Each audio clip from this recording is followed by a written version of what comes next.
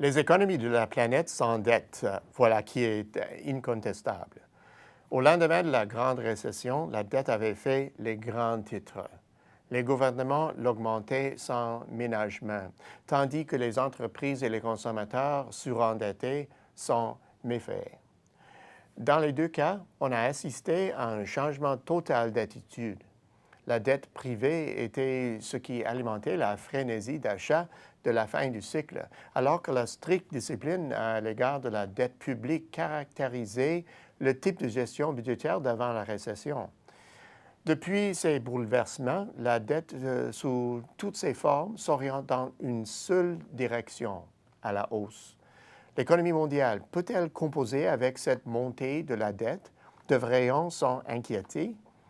Pour le savoir, examinons le bilan des gouvernements sur ce front.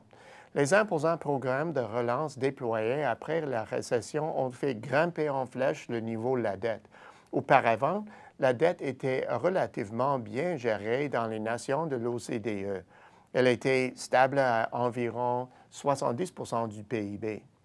En 2011, la moyenne a franchi le cap de 100%, un taux inacceptable pour les agences de notation. Et cette tendance s'est maintenue jusqu'en 2014, quand la dette publique à l'échelle de la zone s'est stabilisée autour de 110% du PIB.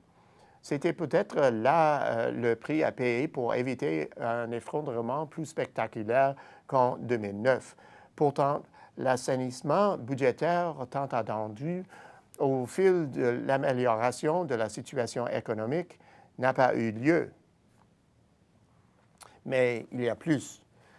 La mise en place d'une politique monétaire ultra accommodante après des dépenses budgétaires faramineuses a favorisé un penchant à augmenter la dette. Les gouvernements et les entreprises n'ont pas résisté à la tentation dans un contexte caractérisé par des taux d'intérêt à des creux historiques et par des liquidités abondantes. Dans l'ensemble, la dette combinée rend l'économie mondiale vulnérable à une normalisation des taux d'intérêt ou à un repli inopportun de l'activité internationale, deux scénarios bien réels à court terme. Alors, la situation est-elle maîtrisée?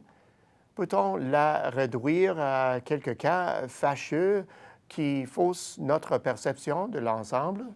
C'était certainement le cas en 2009, lorsqu'il était devenu évident que la Grèce et quelques autres économies de premier plan du sud de l'Europe étaient étouffées par leurs dettes.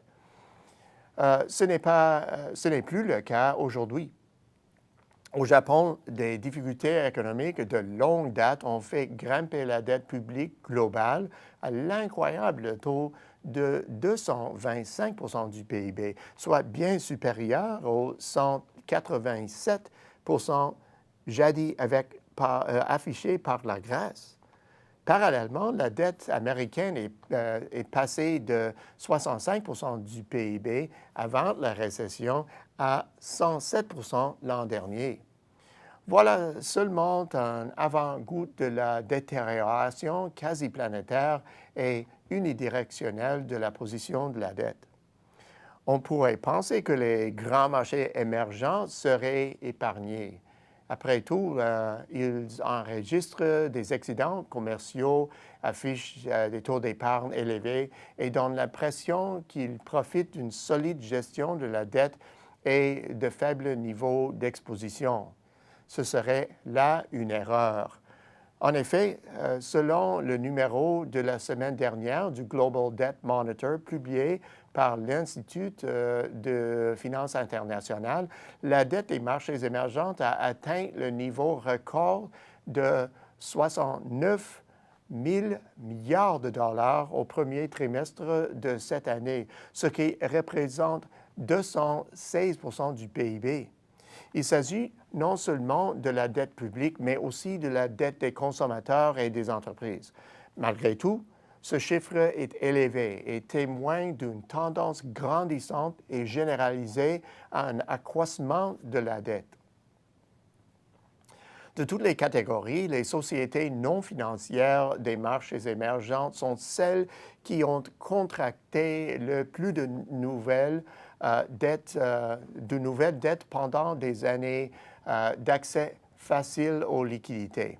Le gonflement de la dette s'est produit pendant les années de mise en œuvre du programme d'assouplissement quantitatif. Cette tendance est différente de celle qui a dominé dans un lointain passé où les gouvernements et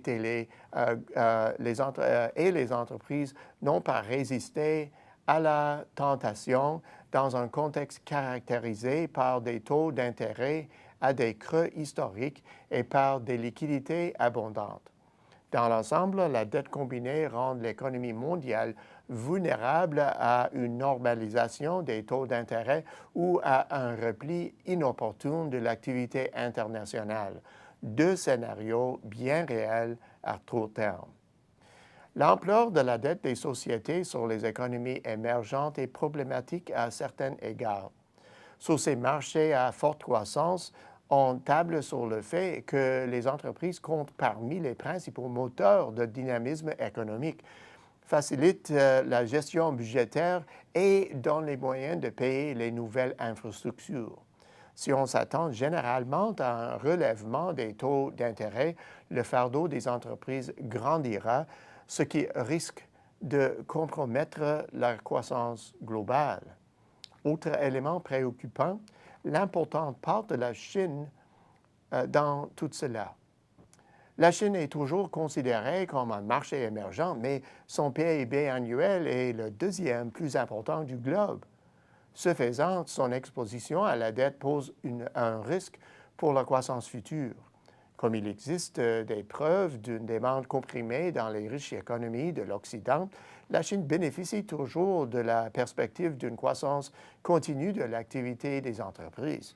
Toutefois, les inquiétudes entourant les politiques commerciales présentent un risque majeur pour ce qui est d'actualiser le potentiel de la croissance mondiale, ce qui souligne la nécessité de résoudre les différends actuels en matière de commerce. Au bout du compte, le niveau de la dette grimpe aux quatre coins du monde et pas uniquement sur les marchés où ce niveau a augmenté par le passé. Cette situation est gérable compte tenu des fondamentaux actuels de la demande mondiale.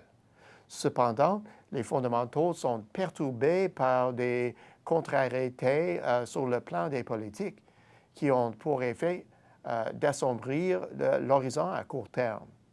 Tarder à parvenir à une résolution ne ferait qu'aggraver les conséquences négatives. À la semaine prochaine, c'est Peter Hall.